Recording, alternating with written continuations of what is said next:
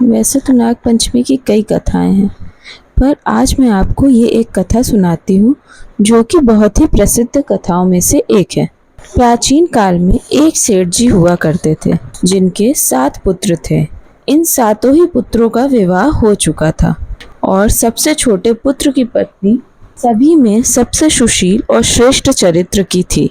सबसे छोटे पुत्र की पत्नी का कोई भाई नहीं था। एक बार हुआ यह कि सबसे बड़ी बहू घर लीपने के लिए पीली मिट्टी लाने के लिए सभी बहुओं के साथ डलिया और खुरपी लेकर मिट्टी लेने निकल पड़ी। जब मिट्टी को खोदने के लिए मिट्टी में खुरपी गड़ाई तो एक सर्प निकल आया, जिसे मारने के लिए बड़ी बहू खुरपी चलाने लगी। सबसे छोटी बहू ने उन्हें रोका और समझाया कि यह सर्प निरपराध है और इसे मारना पाप होगा। यह सुनकर बड़ी बहू ने उस सर्प को वहां से सही सलामत जाने दिया। इसके बाद सर्प एक और जाकर बैठा रहा। छोटी बहू ने इस सर्प को देखकर कहा कि हम अभी लौटकर आएंगे, इसलिए तुम यहाँ से मत जाना। छोटी बहू बाकी बहुओं के साथ घर चली गई, लेकिन घर जाने के बाद वह घर के कामों में उलझ गई और सांप से किया हुआ वादा भूल गई। अपना वादा छोटी बहू को अगले दिन याद आया कि उसने सर्प से कुछ वादा किया था और उसे वहां रुकने के लिए कहा था। वह जंगल की तरफ भाग कर गई। छोटी बहू ने देखा कि सांप अभी भी उसी स्थान पर बैठा है जहां छोटी बहू ने उसे रुकने के लिए कहा था। उसने सर्प से कहा कि सर्प भैया प्रणाम। यह सुनकर सर्प ने कहा कि मैं तुझे झूठ कहने पर डस लेता, लेकिन तूने मुझे भाई कहा है, इसलिए छोड़ रहा हूँ।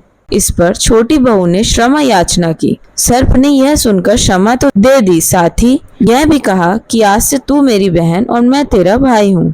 छोटी बहू ने सर्प को बताया कि उसका कोई भाई नहीं है और आज उसे एक भाई मिल गया। उसके जीवन में एक ही कमी थी जो पूरी हो गई। इसके बाद एक दिन सर्प लड़के का रूप धारण करके छोटी बहू के ससुराल पहुंचा और अपना परिचय छोटी बहू के भाई के रूप में दिया। सर्प ने बतलाया कि मैं बचपन में ही घर से दूर रहा और अब अपनी बहन को कुछ दिन के लिए लेने आया हूँ। यह सुनकर छोटी बहू के घर वाले उसके साथ जाने दी। छोटी बहू को अब भी उस लड़के के बारे में कुछ नहीं पता था। रास्ते में सर्प ने बताया कि मैं वही सांप हूँ जो उस दिन मिला था। यह सुनकर छोटी बहू खुश हुई और सांप के साथ चली गई। सर्प के घर में छोटी बहू को ढेर सारा धन दिखा। छोटी बहू कुछ दिन वहीं रहने लगी। एक दिन सर्प की माता ने छोटी बहू से कहा कि मैं बाहर जा रही हूँ, तू अपने भाई को ठंडा दूध पिला देना। छोटी बहू को ठंडे दूध वाली बात याद नहीं रही और उसने सांप को गलती से गर्म दूध पिला दिया। इससे सांप का मुंह जल गया और उसकी माता अत्यधिक क्रोधित हो गई। आखिरकार सांप के कहने पर माँ का गुस्सा तो दूर हुआ, लेकिन उसने छोटी बहू को उसके घर लौट जाने के लिए कह दिया। सर्प और उसके पिता ने छोटी बहू को ढेर सारा धन देकर साथ भेजा।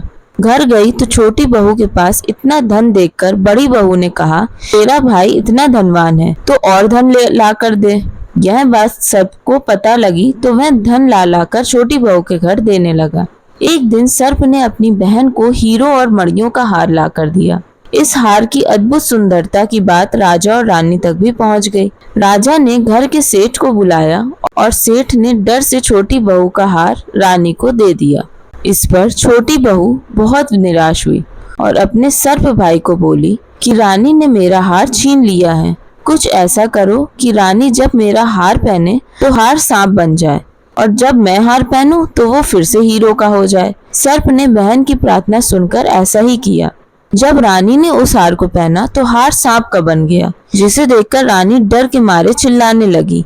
राजा को यह देखकर छोटी बहू की चाल समझ आ गई और उसे बुलवाकर कहा कि अगर तूने जादू किया है तो वापस ले ले, नहीं तो तुझे दंड दिया जाएगा। छोटी बहू ने बताया कि यह वही हार है और उस हार को गले में डाल लिया।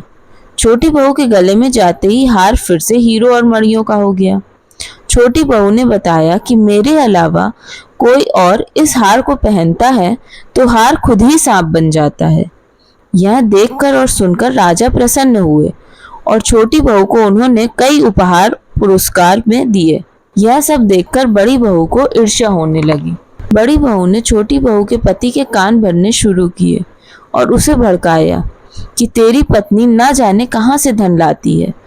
छोटे बहू का पति उससे सवाल जवाब करने लगा तो सर्प भाई वहां प्रकट हुए और पूरी गाथा सुनाई।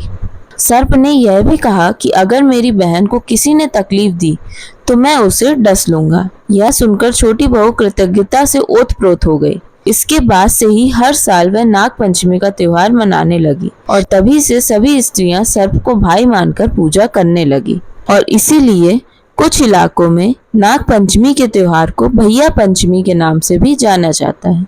धन्यवाद। Please like, share and subscribe my channel.